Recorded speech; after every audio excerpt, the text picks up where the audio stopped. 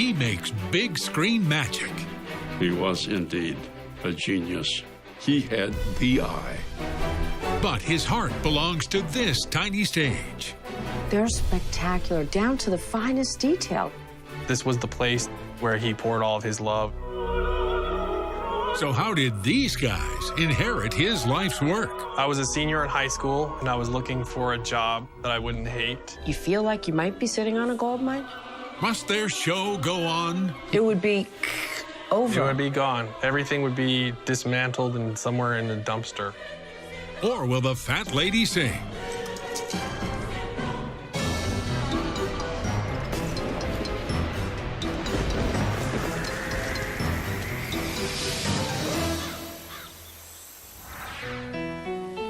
I'm Jamie Colby, and today I'm in Rolling Meadows, Illinois. It's a suburb of Chicago. Some weather, huh? I'm here to meet two brothers whose strange inheritance had some serious strings attached. My name is Justin Snyder, and in 2006, our friend and mentor Bill Foster passed away, leaving my brother and me a sort of Chicago institution, his puppet opera. Hi, Justin, I'm Jamie. Jamie, nice to meet you. I'm told that you have something that I may never see again. Here, follow me. I will. Justin leads me behind the scenes of a most unusual opera house. All these boxes here contain costumes for various different productions. Wow. This is my kind of wardrobe. If only it came in my size. The costumes are so small because the players taking the stage aren't the supersized tenors and sopranos you expect to see at the opera. They're 16-inch puppets. The maestro behind this pint-sized production, Justin's boss, the late Bill Foster. Who was Bill Foster? Bill Foster taught me everything I know about puppetry. He had a unique ability to recreate full-scale environments, but in a miniature scale. He was one of my best friends. Foster, born in 1928, grows up in a working-class neighborhood on Chicago's West Side. He described himself as a sickly child. He was stuck at home a lot and would experiment with household materials to try to kind of create his own puppets. In 1935, when Bill is 7, his aunt takes him to his first opera, Verdi's Il Trovatore. He's enchanted by it all. The music, the costumes, and the stage design. He fell in love with the art form opera, but he was always interested in puppets and then eventually just combined the two. The boy builds a mini opera house with a velvet curtain and assembles his company of players. He told us that he used to offer performances to kids in the neighborhood for like a penny. Turns out puppet opera is an actual thing in those days. Bill sees an article in the paper about a lavish restaurant in Chicago that's adding a puppet opera to its bill of fare. The place is called Kungsholm. Kungsholm was a Swedish smorgasbord and a puppet theater all in one. Steve Golden was 6 when he saw his first show at the Kungsholm. That led to a lifelong career as a professional puppeteer who also handles purchases and acquisitions for the Northwest Puppet Center in Seattle. So Steve's childhood experience at the Kungsholm left an impression. You came to the restaurant and you were given a complimentary ticket to the Puppet Miniature Grand Opera. Was it an institution in Chicago? Oh, was it ever? To go there was a highlight of a day. How fabulous.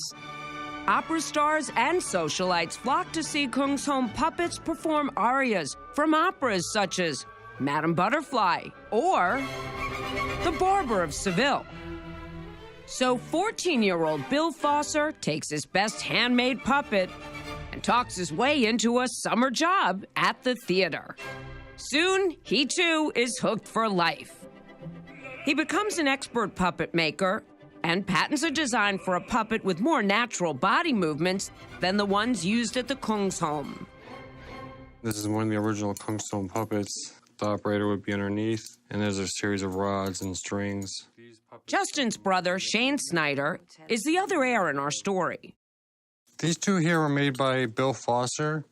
And these are actually two of Bill's favorite puppets. This is Canio from Pagliacci, and this is Lakme from the opera Lakme. So it was Bill who advanced this technique of the rings and the rods? Correct. He made many improvements to the design, like giving them a little bit of a joint here and then the walking. Can you make them walk?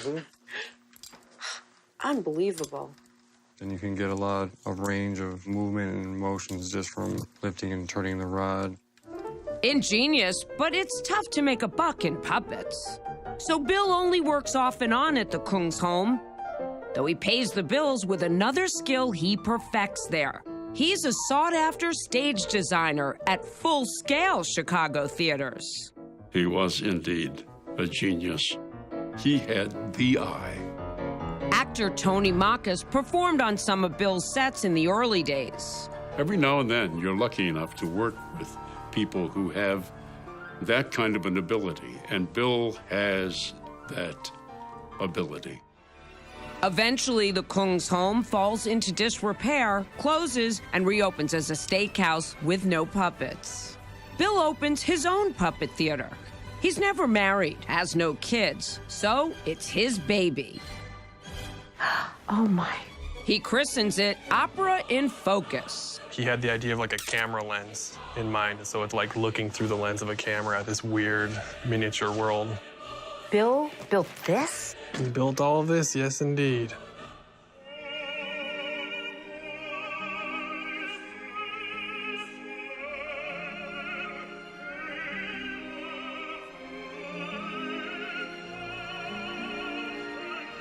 Bill sort of single-handedly kept the art form alive. He didn't have a patron. I mean, if he were in Europe, he would have been flooded with cash. He needs it. Bill's first performances barely break even. Luckily, around the same time, Hollywood comes calling. Word got around in California that if you're going to Chicago, you get a hold of Foster. He designs the sets for Home Alone and Curly Sue, and a couple of Best Picture winners, too. The Sting, Ordinary People. Great credits, but it all was just a way to fund his miniature opera. In Bill's heart, puppets were number one. That's what he lived for. In 1993, at 65, Bill takes his dream retirement. He leaves the film biz and moves his puppet opera to the Chicago suburb of Rolling Meadows. Curtains rise and fall, and after a few more years, Bill realizes he needs more help. And though he doesn't say so at the time, an heir or two. He places a want ad in the newspaper. It's answered by 18-year-old Justin Snyder. When I told him that I wanted to be a puppeteer, he kind of chuckled. And he said, well, if you're going to work here, you're going to have to be an all-purpose evil henchman. What exactly does that mean? Natural puppeteer. I'll find out in Act 2, right after intermission. But first, our Strange Inheritance quiz question. Which Star Wars character did renowned puppeteer Jim Henson help create? Jar Jar Binks, Yoda, or Jabba the Hutt? The answer after the break.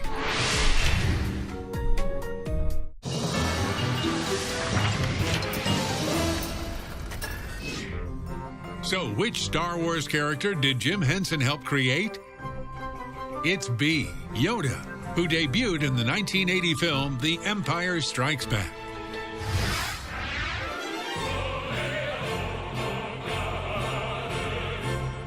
Former movie set designer Bill Foster is spending his retirement just as he wants, staging scenes from classic operas with 16-inch puppets for captivated audiences in the Chicago suburbs. Boy, he knew opera backwards and forwards. He knew when the tenor was going to take a breath, when the soprano would hit her high C's. You were just swept away. But Bill's in his 70s. The old ticker's not what it used to be, and he has no family to take over his labor of love. So, in the summer of 2000, he advertises for an apprentice. I was a senior in high school, and I was looking for a job that I wouldn't hate. Justin's brother Shane is intrigued too. They both interview with Foster. When I told him that I wanted to be a puppeteer, he kind of chuckled. And he said, well, if you're gonna work here, you're gonna have to be an all-purpose evil henchman. Oh my. So right off the bat, it was like a crash course. Bill teaches them all he knows, how to design and mold puppets out of polyester resin, how to operate the sound, special effects, and everything else it takes to run one of the most technically sophisticated puppet shows in the world. You think I could learn how to be a puppeteer? We'll have you manipulating the puppets like a pro. Here under the stage, the chairs have been shaved down until the seats rest inches from the floor. All right, guys, what am I doing here? All right, so here's your shot of the big time. Shane's gonna demonstrate here on his puppet. So basically your left hand is gonna control the central mechanism of the puppet, which is front and back, and then there you go, perfect. Okay. All right, and then this little lever here is the side-to-side Oh my motion of God. the head. She's turning her head. Yeah. Wow. You twist this wheel, you'll see that her legs will start to walk. Okay. And there you go. There she goes. And then you can control the direction of the arm by how you twist it. So I'm gonna hand that one to you. Okay. And that's how you control the arm movements. It is very complicated. It's a lot of different movements at the same time. You're a natural puppeteer. Natural puppeteer. Justin and Shane become Bill Foster's natural puppeteers.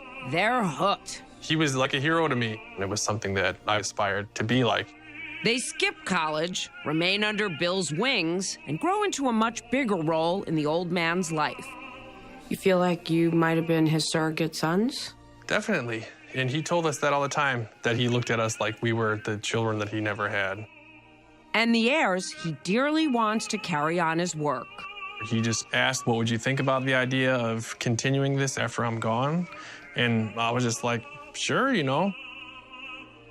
That casual offer and acceptance put Bill Foster's mind at ease. For 5 more years, he throws his heart into this labor of love until it finally gives out. Bill Foster exits life stage at age 77. What was the impact of losing him? It was really hard. As good of a job as he did in preparing us for taking over the theater, you don't really know how unequipped you are until you're thrown into that position. The puppets, the stage, the costumes, the institution. Their strange inheritance turns out to be pretty valuable, too.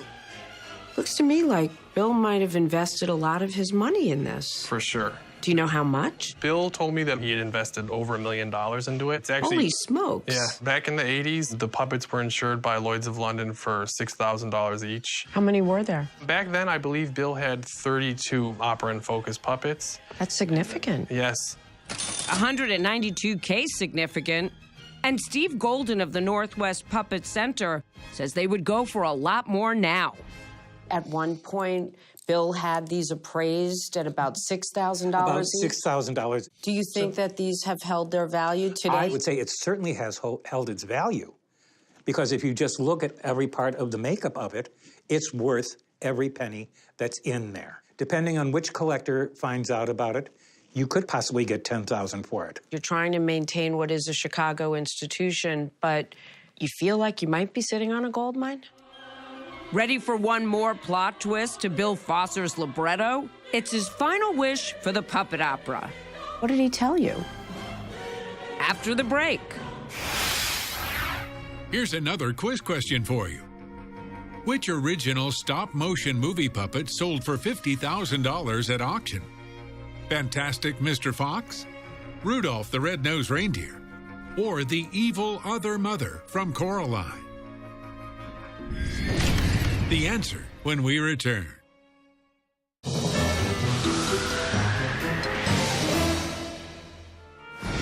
So, which original stop-motion movie puppet sold for $50,000 at auction? It's C, the evil other mother from the 2009 movie Coraline.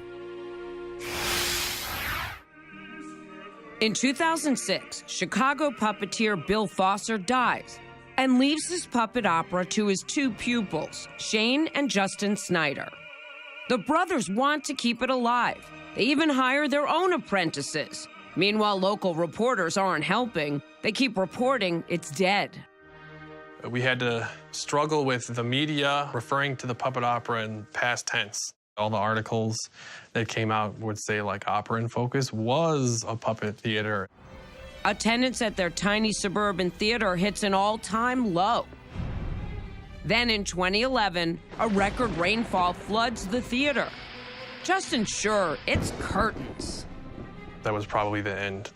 But you had insurance. No insurance? No insurance. We had looked into insuring them, but the problem is the monthly insurance costs were so high that it was unaffordable to us. Luckily, the brothers had the forethought to stow their uninsured puppets high enough, and they stayed dry. But the rest of the place is a mess. When the rains finally stopped, they brought in an industrial mold specialist who was basically like, yeah, we have to tear this place apart. Wait, it gets worse. Turns out before he died, Bill Foster made a highly unusual request to his heirs. What did he tell you? Well, originally, what he had said is that if the puppet theater were ever to close down, he wanted us to destroy everything. Destroy, like, gone? This? Everything, yeah. Why? He viewed it as the puppets are instruments, kind of like a violin being stuck in a display case somewhere and not performing its purpose. He found that idea unbearable. It would be over. It would be dismantled and somewhere in the dumpster. Will they need to do that? How much do you make doing this? Showtime. That's next. What's your strange inheritance story? We'd love to tell it. Send me an email or go to our website, strangeinheritance.com. Now, back to Strange Inheritance. Here's where we left Justin and Shane Snyder, the heirs in this story. A flood in Chicago closes Opera in Focus, which the brothers inherited from master puppeteer Bill Foster. We were worried that we might not be able to come back from that just because the cost involved of rebuilding it all. They don't have insurance, but the building does. The landlord agrees the show must go on and pays for the renovation of their 65-seat theater. We rebuilt it all from scratch. That was definitely a scary moment. But doesn't end their worries. The hiatus further depresses their bottom line. How much do you make doing this? And we've had productions that have brought in $8,000 maybe, but then we have really poor productions that have maybe brought in $400. You must be a pretty wealthy guy to be able to keep this up. Unfortunately, none of us are wealthy. Are you even breaking even here? It's definitely not something you're going to become a millionaire doing. That apprentice ad they answered years ago led to a rewarding vocation, not a well-paying one. Do you have another job? I carve stone for a living. My brother works at a toy factory. Do you see yourself being able to continue this financially? As long as there are people out here in the audience, we'll keep doing it. We welcome you, our guests of all ages, to this performance of William B. Foster's puppet production of Opera in Focus. Showtime. As the lights dim and their newest production, Puccini's Turandot, begins, it strikes me that I'm not listening just to opera. It's the call of a siren that proved irresistible to our two young heirs, as it was to Bill Foster before them. Let me ask you this, Steve. Do you think that Bill left these fine young men who were as devoted to him as he was to them an inheritance that's a burden or a benefit? Burdens yield benefits. Puppeteer Steve Golden, you'll recall, was seduced by these same sirens. He believes somewhere Bill Foster is shouting encore. I think Bill would be as pleased as punch that this is happening. And no doubt grateful to the two young men he named as his heirs all those years ago. But I wonder about that request Bill made, that they should destroy all these beautiful puppets if the opera ever closed. Is that a request they could ever honor? The brothers vow, succeed or fail, it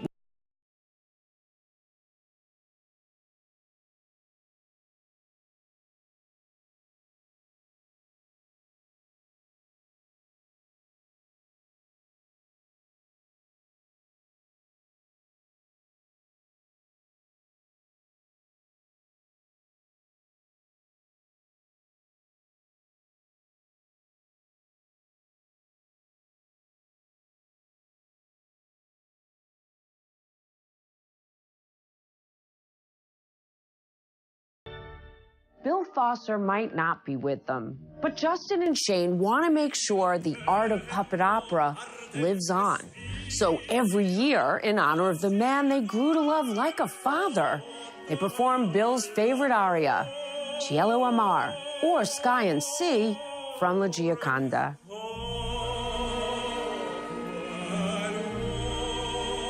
The fact that Bill's puppet opera is still up and running more than 60 years after he started it, that would be music to his ears. I'm Jamie Colby. Thanks so much for watching Strange Inheritance. And remember, you can't take it with you.